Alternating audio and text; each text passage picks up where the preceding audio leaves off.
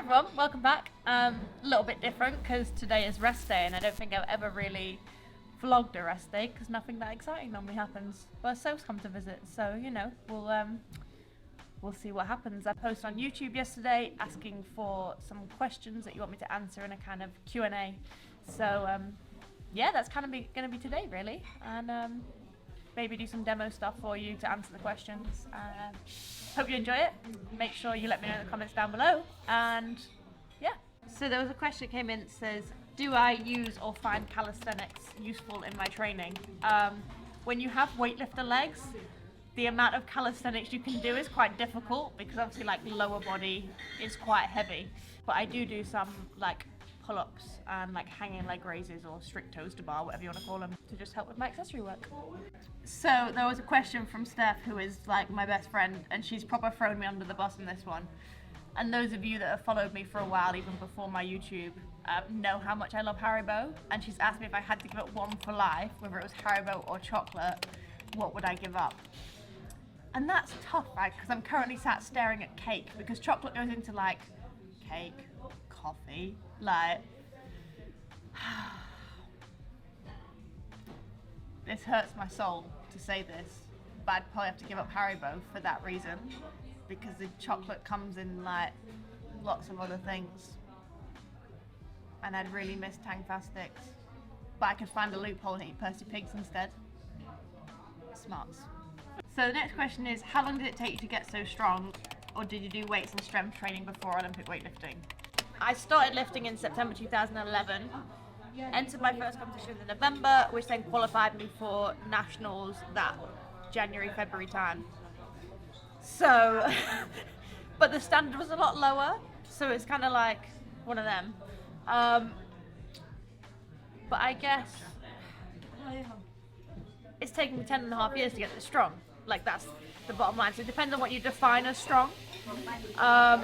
I didn't do any like weights before weightlifting, but I did do gymnastics as a kid. So I guess in terms of like body weight strength, I had previous strength and power there. But no, my first ever weightlifting session, when I went in a weightlifting gym, I snatched 30 kilos and clean and jerked 40 kilos. It wasn't pretty, but I did it. Harry Potter doggo! Don't jump at Soph's camera, please. Nope. Come here. Come. Up. Come here. Good boy. Good. I know. Mommy. I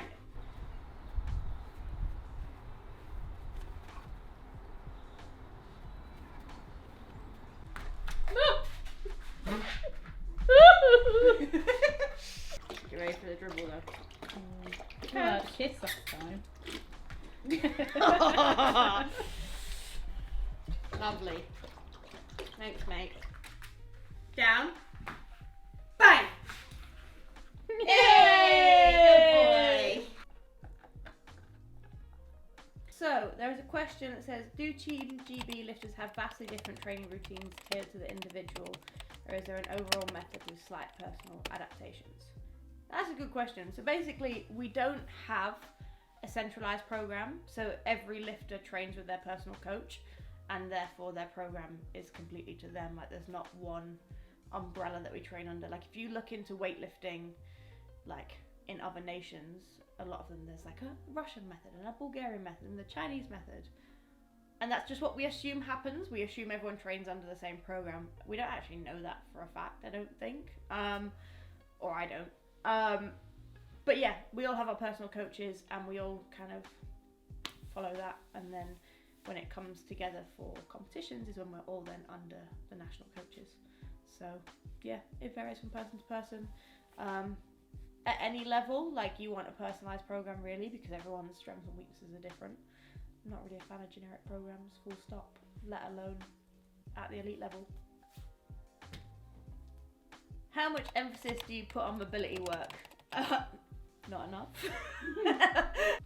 I try and do like 10 to 15 minutes roll, stretch, mobility at the end of every session.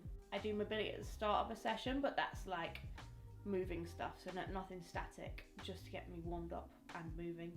I actually use an app from Barbell Mobility to just kind of something to follow, different thing every day, depending on what I'm working on, whether it's overhead or squats or whatever, which is useful just as like a 10-minute warm-up to make sure I'm warm to start training. And then, yeah, 10 to 15 minutes after. I'm lucky that I'm mobile, I've got a gymnastics background, so my like level of mobility is good. If your mobility is a weakness, you need to be looking at doing a little bit more of it. But the one thing I do always stress is to roll either like ages before training. So like if you get up in the morning, have a roll and then you go about your day and whatever else and then you train later, or roll after training, but you don't want to be doing it just before you get on the bar.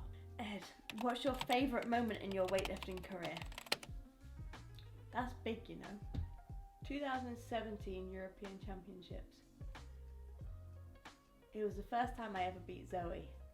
And I've got nothing against Zoe, I think she's incredible as a human, as a lifter and whatever else. But for 2 years when we had a centralised programme, I was always told I'd only ever be the second best 63 kilo lifter. And that I'd never beat Zoe. And it was just a real like, screw you moment to the people who doubted me, because I always backed myself. I said nothing against Zoe, and me and Zoe have chatted about this before and talked about me coming into weightlifting and whatever.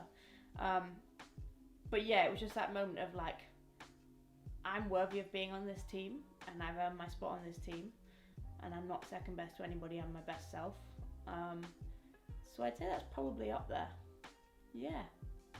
It's a weird one, that, because it's like I've now won world medals and been our first world silver medalist, blah blah blah, and I enjoyed worlds, it was fun, but it wasn't, when you've been told you can't do something for so long, even if you're a strong-minded person, it creeps into your subconscious, which is why I was always kind of reflecting back on it, grateful that we lost the funding when we did last time around, because it removed me out of that like toxic environment of hearing that all the time. So yeah, I don't think I ever knew that until this moment. Like, that's my like one of my favourite moments. Obviously, like, I lifted at Olympics, but still got feelings about that. I've actually decided that I'm gonna watch my Olympics back, which I have not done to this point. So we're nearly like, what are we, like 9 months later? Because this is so off on a tangent. When I missed the lift for the gold medal at the Commonwealth Games in 2018, I kept rewatching the lift that I missed, and I almost, like, I made myself sick watching it, and really in a bad headspace. So when it came to the Olympics, I just went for the full flip approach of that and just was like, I'm not watching it, I'm not doing anything. And I actually am at a point now, is like, I think I need to grieve this process. Like, I've been doing a lot of self-reflection stuff recently, and I'm like, I think I need to grieve this process to move on, to move forwards, especially before this Commonwealth Games. So I think this week I'm going to sit down and watch the Olympics, and I'm not sure how I'm going to feel about it, and I might cry a lot, but I think it needs to be done. That was a tangent, wasn't it? So what do the last 2 weeks look like into competition? So 2 weeks out, training is still like heavy weights but low volume, so like it'd be like 5 doubles on snatches and similar on clean and jerk. Sometime rather than doing 5 doubles, I'll do 10 singles, because you're still kind of getting the same workload but you get a little bit more recovery.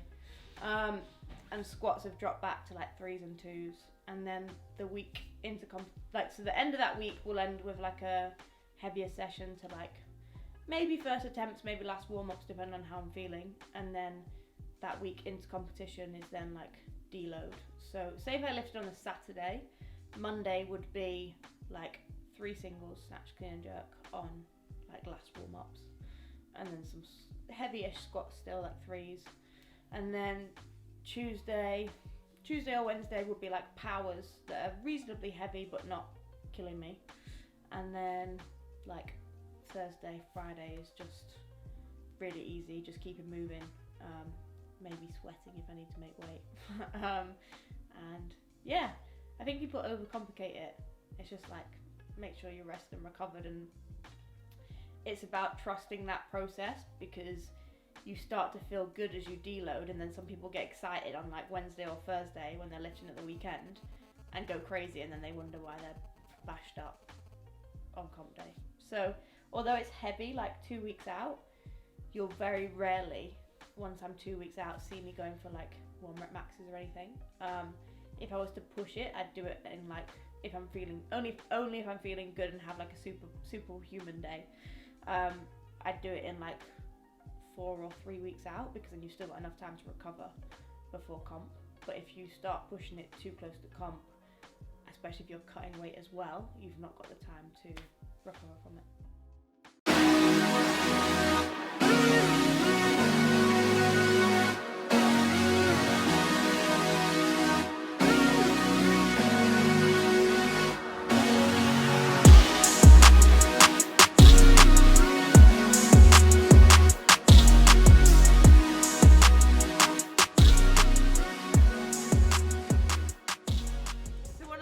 Is how much time do I spend for snatch and how much for clean and jerk?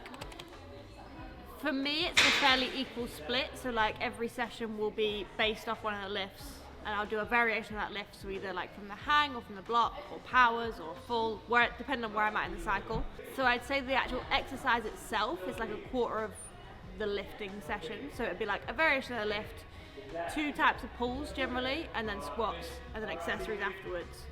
So in terms of like how much of my actual session is made up from snatch, clean and jerk is quite a small percentage, because it's about breaking that movement down. But per week I do probably each lift or a variation of 3 to 4 times. So I'll do like a full snatch, Tuesday will be powers, Wednesday will be like the full clean and jerk variation, Friday will be both, and then Saturday might be some variation of it too, depending on where I'm at in my training. So another question that came in was about how to improve front rack mobility. So if you get yourself a stick, quite often gyms have PVC pipes, which aren't great for this because they obviously bend. We have random bits of, I don't even know what it is that we have in here. But a good one is to get a grip here, and at the bottom, elbow at 90 degrees, and to just tip in and out here. And then you can also do it behind the shoulder this way. You can tell I've not trained today, I'm really stiff. Here, because it's just going to warm your shoulders and your lats. And then the other one is if you can put the bar in a rack. I'd use a bar rather than a pipe to get more resistance. And if you cross over your body and like lean back into it and stretch this lat off, because generally the reason people can't get a good front rack position is because of lat mobility. So if you can get this stretch, so you go arm across your body and then like lean back diagonal into it, you're going to feel that stretch down there. The other one I used to warm up, tend to do it with a bar rather than a stick, is to put the bar on your back and then pull like your elbows through, and you can like push back against it with your head and then it's going to help just warm up that nice front rack position, ready for your clean and jerks. The question was best/favourite bang for your buck complexes. One for clean and jerk that I really like is, or I don't really like it, it's horrendous, but it works, is clean front squat jerk. So a full clean into a front squat, into a split jerk for doubles. Multiple benefits. One, it's going to improve leg strength if that's a weakness for you. And if your jerk is a weakness, it stresses the jerk more because you can use lighter weight, create more fatigue as if you'd done a heavier lift. So you're not under as much load, but you can get the fatigue that you'd have after a heavy clean to then practice your jerk. In terms of snatch complexes, depending on what your problem is, I quite like a high pull into a snatch variation, or like a pull to knee back down and then into a power snatch or into a full snatch, because generally people screw it up from shin to knee. So if you just do that one pull to the knee and back down again, it just allows you to kind of work that out. So I'd say they're probably my best or favourite, not so favourite complexes. This is a really bad idea. What are you going to do, Sarah? So, Sophie wanted me to do a workout today, but it was heavy, so I said no because I'm a sensible athlete these days and I got Commonwealth Games to train for. So instead, I said I'd do Isabel. 30 snatches for time. And the thing is 95 pounds, which is 43 kilos, but I'm lazy, so I'm going to do it at 45 because it's easier to load. I may regret this decision. Pray for me. According to the internet, 2 minutes 10 is like a regional athlete time. we'll see what happens.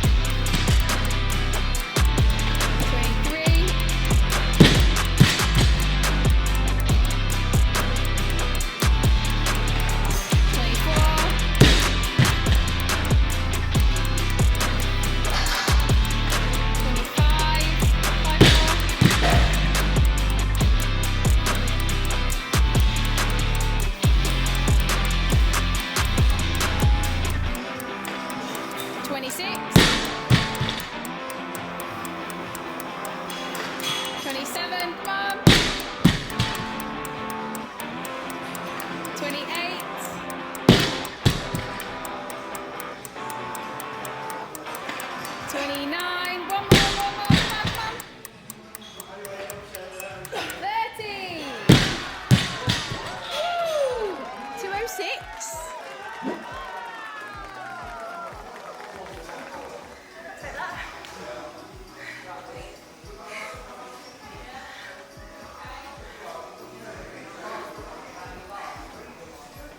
Good, man.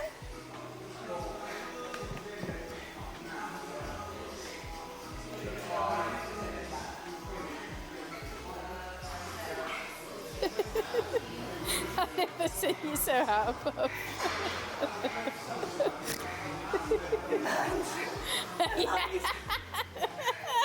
My body's okay. Yeah. You got your burning throat. Yeah. I'd like sub 2. You went far. But I'll take it. I told myself that if I did it at the right weight, I'd have been sub 2. Oh yeah. Because 45 is 30 muscle snatches is quite heavy. Do you want me to talk about the fact I nearly died? Yeah. So I finished my workout about half hour ago, and I think my lungs are still burning. I think they might have set fire.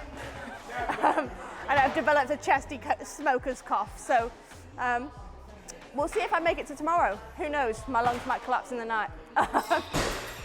No, all jokes aside, I'm a little bit scared to see my snatch technique back. I'll let you guys watch that, and you can comment and let me know. But I don't think I want to watch my muscle snatches back because I might cry.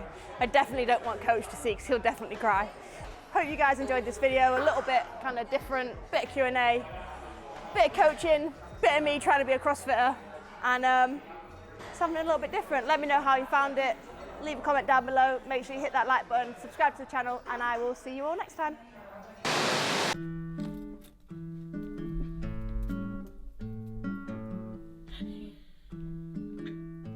I promise world peace. Tighter gun control and world peace. Try not to get your eyelashes in. No eyelashes. Apparently eyelashes are the one. Do you know who I am? I'll go again. Heavy weights, low volume. I think I've got no idea where it came from. Being attacked by a German Shepherd. Ah! See a pair of legs. Shall we try again or shall I continue? god, that's a scroll moment. Scroll! You watered that plant recently? That's my question. Yeah. It just needs a bigger pot. What is it? I don't know. It's always been like, it's meant to be like a... Is it? Or does it just always look like that in your care? It's a new plant!